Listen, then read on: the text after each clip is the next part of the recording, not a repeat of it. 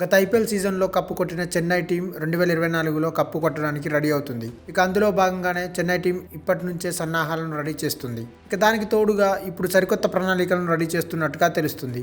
IPL 2024లో భాగంగా నిన్న జరిగిన మినీ యాక్షన్లో చెన్నై సూపర్ కింగ్స్ ఇద్దరు కుర్ర ప్లేయర్లను తీసుకొని అందరికీ షాక్ ఇచ్చింది. ఇక అందులో ముఖ్యంగా ఉత్తరప్రదేశ్కి చెందిన షమీర్ రిజ్వీ అనే ప్లేయర్ని ఏకంగా 8,40,00,000 రూపాయలను వెచ్చించి మరీ అతని టీంలోకి తీసుకుంది. ఒక అన్క్యాప్డ్ ప్లేయర్కి ఇంత మొత్తంలో చెల్లించి తీసుకోవడం అనేది నిజంగా అందరినీ ఆశ్చర్యానికి గురి చేస్తుందనే చెప్పాలి. ఇక ఇలాంటి క్రమంలో చెన్నై సూపర్ కింగ్స్ టీం విదేశీ ప్లేయర్ల మీద ఎక్కువగా ఫోకస్ చేయకుండా ఇండియాలోనే టాలెంట్ ఉన్న యంగ్స్టర్స్ని ఎంకరేజ్ చేసే విధంగా ముందుకు సాగుతూ వచ్చింది. అందులో భాగంగానే షమీర్ రిజ్వీని అలాగే తెలంగాణ రాష్ట్రానికి చెందిన అవినీష్ రావుని కొనుగోలు చేసింది. ఇక అవినీష్ రావుని 20 లక్షల బేస్ ప్రైజ్తో కొనుగోలు చేయగా షమీర్ రిజ్వీని మాత్రం భారీ మొత్తంలో పెట్టి కొనడం వెనుక సిఎస్కే ప్లాన్ ఏంటి అనేది ఇప్పుడు చర్చనీయాంశంగా మారింది. ఇక వీళ్ళిద్దరిని కొనుగోలు చేయడం వెనుక ముఖ్య కారణం గురించి మనం తెలుసుకున్నట్లయితే షమీర్ రిజ్వీ ఉత్తరప్రదేశ్కి చెందిన ప్లేయర్. ఈయన డొమెస్టిక్ మ్యాచ్ల్లో తనదైన క్లాస్ ఇన్నింగ్స్ ఆడుతూ ఉత్తరప్రదేశ్ టీంకి చాలాసార్లు విజయాలను అందించాడు.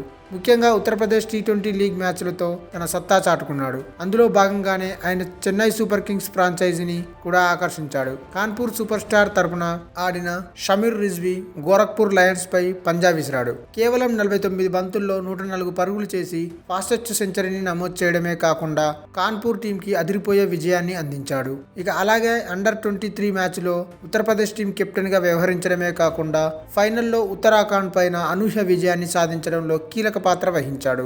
ఇక ఉత్తరప్రదేశ్ ఈ మ్యాచ్లో ఓడిపోయింది అని అందరూ అనుకున్న క్రమంలో 50 బంతుల్లో 84 పరుగులు చేసి ఈ టీంకి అరుదైన విజయాన్ని అందించాడు. అందులో 10 4లు 4 6లు ఉండడం విశేషం.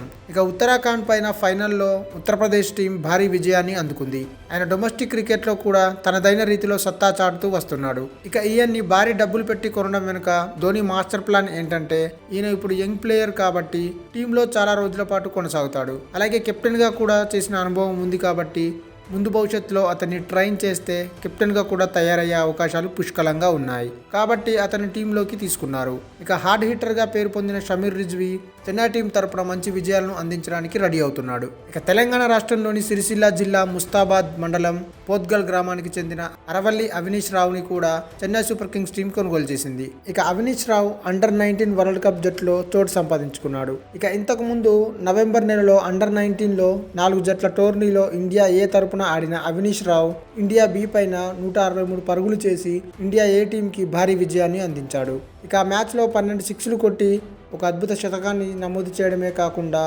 ఒంటి చేత్తో టీంని విజయ తీరాలకు చేర్చాడు. ఇక దానితో అందరి దృష్టిని ఆకర్షించాడు. ఇక ప్రస్తుతం చెన్నై టీం కూడా అతన్ని తక్కువలోనే కొనుగోలు చేసి చెన్నై టీంకి ఉపయోగపడే విధంగా ట్రైన్ చేసుకోవడానికి ప్రయత్నం చేస్తుంది. ఇక ఇద్దరు ప్లేయర్లని ధోని తన సారథ్యంలో ట్రైన్ చేయబోతున్నట్టుగా తెలుస్తుంది. ఐపీఎల్లో మ్యాచ్లను గెలిపించడానికి యంగ్ ప్లేయర్స్ కావాలి అనేది ధోని ఎక్కువగా నమ్ముతాడు.